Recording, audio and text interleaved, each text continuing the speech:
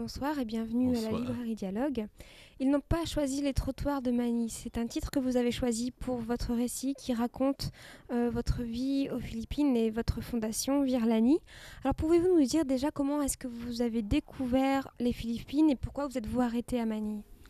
En fait, je me pose toujours la question aujourd'hui de savoir s'il y a des hasards dans la vie. Hein, un jour, une de mes amies qui était présidente d'une association française m'a demandé de partir aux Philippines, que je connaissais pas du tout. Hein. Je connaissais le nom de Marcos qui avait été dictateur et Iquo Aquino, c'était en 87, qui était arrivé depuis un an au pouvoir comme présidente aux Philippines après, pour essayer de restaurer la démocratie.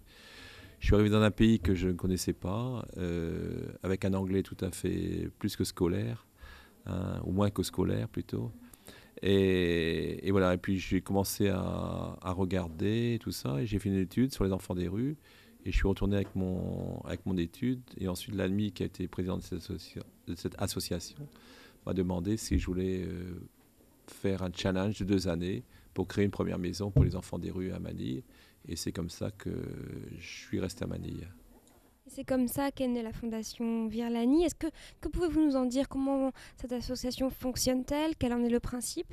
En fait, la base de je dirais la philosophie de la fondation, c'est, je dirais, prendre soin des enfants et les aimer, en passant par l'éducation, parce que l'éducation, c'est quelque chose d'important.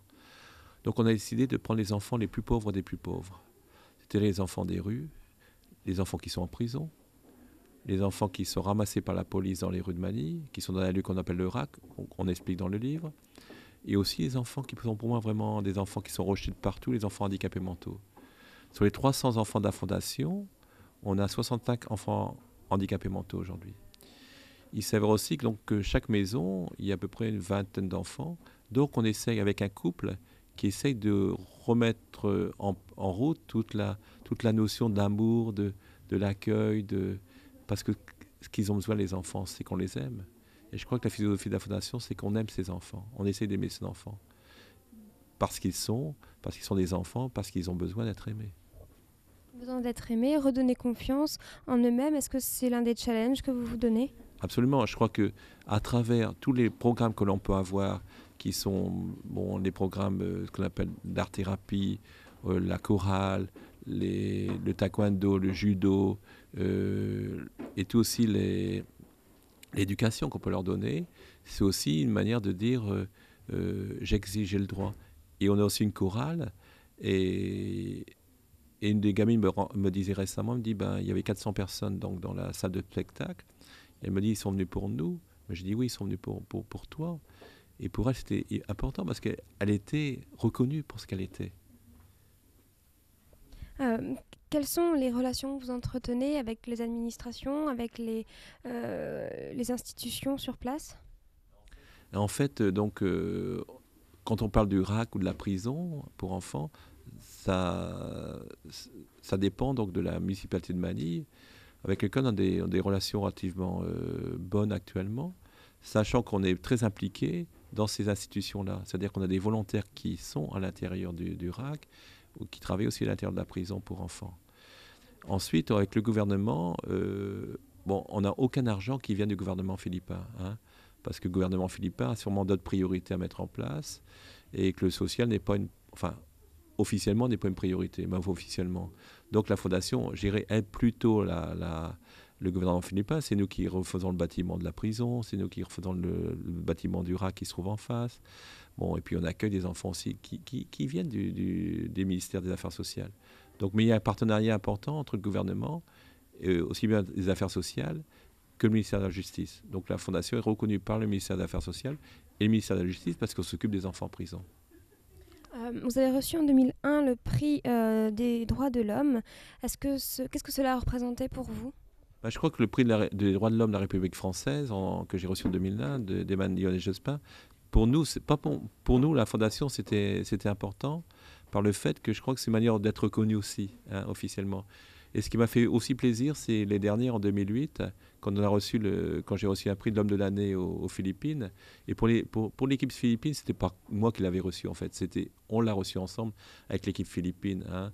Et c'est vrai que quand le gouvernement philippin m'a remis ce prix, l'équipe était vraiment contente parce qu'ils ils ont eu l'impression, puis la certitude d'ailleurs, qu'on était reconnu aussi aux Philippines. Il a fallu 20 ans, mais on était enfin reconnu aux Philippines pour le travail qu'on faisait. Quels sont les plus grands fléaux contre lesquels vous devez vous battre à Manille? Bon, actuellement, en fait, si on parle de difficultés, c'est vrai que je pense que l'abus sexuel, c'est ça le plus difficile. Quand je vois les filles qui arrivent, ou les garçons d'ailleurs, plus les filles que les garçons qui ont été abusés sexuellement, ils sont dans un état vraiment de destruction totale, de ne plus croire en eux-mêmes, de plus vivre par rapport à ce qu'elles devraient vivre. Et je vois on a du mal à, malgré l'équipe de psychologues qu'on a, de pédopsychiatres qu'on a, on a quand même du mal à les faire évoluer. Et c'est vrai aussi quand on voit 60 enfants dans une cellule qui fait 15 mètres carrés, c'est pas normal, je veux dire, où sont les droits de l'homme? Un petit exemple, au mois d'octobre dernier, il y a eu une grosse tempête tropicale qui s'est abattue sur Manille. On n'a jamais vu ça en 20 ans. Il y a eu plus de 2 mètres de haut dans les rues de Manille, voire 10 mètres d'eau dans certains endroits, où il y a eu pas mal de morts d'ailleurs, malheureusement.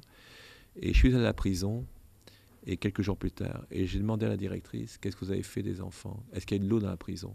Elle m'a dit, oui, on a eu jusqu'à 1 mètre d'eau dans la prison. Et je lui ai dit, qu'est-ce que vous avez fait pour leurs enfants? Elle m'a dit, on les a laissés dans les cellules, pour des raisons de sécurité.